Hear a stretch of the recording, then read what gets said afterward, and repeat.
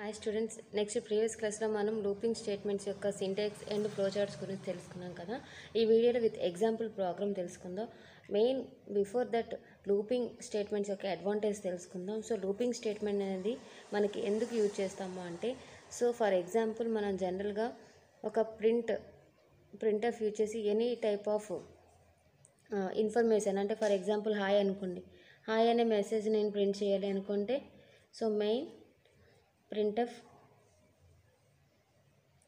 Hi అనే ఒక message అనేది ప్రింట్ చేస్తున్నాను. ఓకే, సో సపోజ్ ఈ హాయ్ అనే మెసేజ్ అనేది నాకు 100 టైమ్స్ ప్రింట్ చేయాలి. అలాంటి సిచ్యువేషన్లో మనం ప్రింట్ఎఫ్ అనేది 100 టైమ్స్ స్టేట్మెంట్ యూజ్ చేస్తూ 100 టైమ్స్ ప్రింట్ చేయడం చాలా టైం టేకన్ పని కదా. సో అలాంటి సిచ్యువేషన్లో మనకి ఈ లూపింగ్ స్టేట్మెంట్స్ అనేది యూజ్ అవుతుంది. ఓకే, సో ఎగ్జాంపుల్ ప్రోగ్రామ్ చూస్తే మీకే క్లియర్గా అర్థమవుతుంది.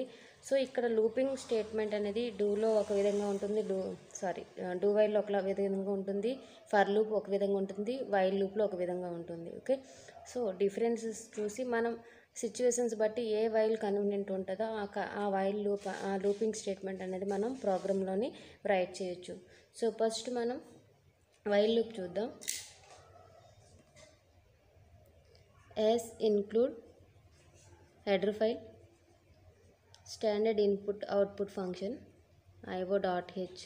ఓకే, నెక్స్ట్ ఇంటి రిటర్న్ టైప్ అనేది నేను ఇంట్ మెయిన్ అని రాస్తున్నాను. సో ఎప్పుడైతే ఇంట్ అని రాస్తున్నానో ఇది ఆపరేటింగ్ సిస్టమ్కి దీని యొక్క ఇంటీజర్ టైప్ అని మెన్షన్ చేసింది.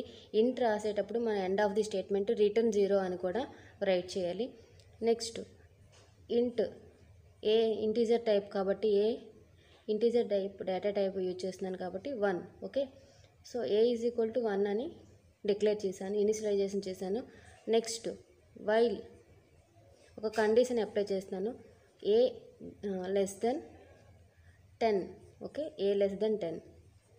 నెక్స్ట్ ఇందులో ప్రింట్ఎఫ్ %d, ఓకే, కామా ఏ.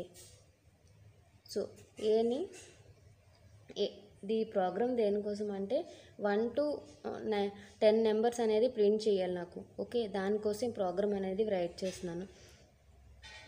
ఇంక్రిమెంట్ కదా, సో 1 ఫస్ట్ ప్రింట్ అవ్వాలి, after that's 2. So 1 value increment అవ్వాలి కాబట్టి ఇంక్రిమెంట్ వాల్యూ అనేది a++ అనేది యూజ్ చేశాను. నెక్స్ట్ సో ఇక్కడ ఇంట్ ఇచ్చాం కాబట్టి ఇక్కడ రిటర్న్ 0 అని ప్లేస్ చేయాలి. ఓకే, ఇక్కడ వైడ్ అని మనం మెన్షన్ చేస్తే ఇక్కడ రిటర్న్ అనేది 0, మనం ఈ స్టేట్మెంట్ అనేది రాయవసరం లేదు. ఓకే, నెక్స్ట్ సో ఇక్కడ మనకి ఇప్పుడు అవుట్పుట్ ఏమొస్తుంది,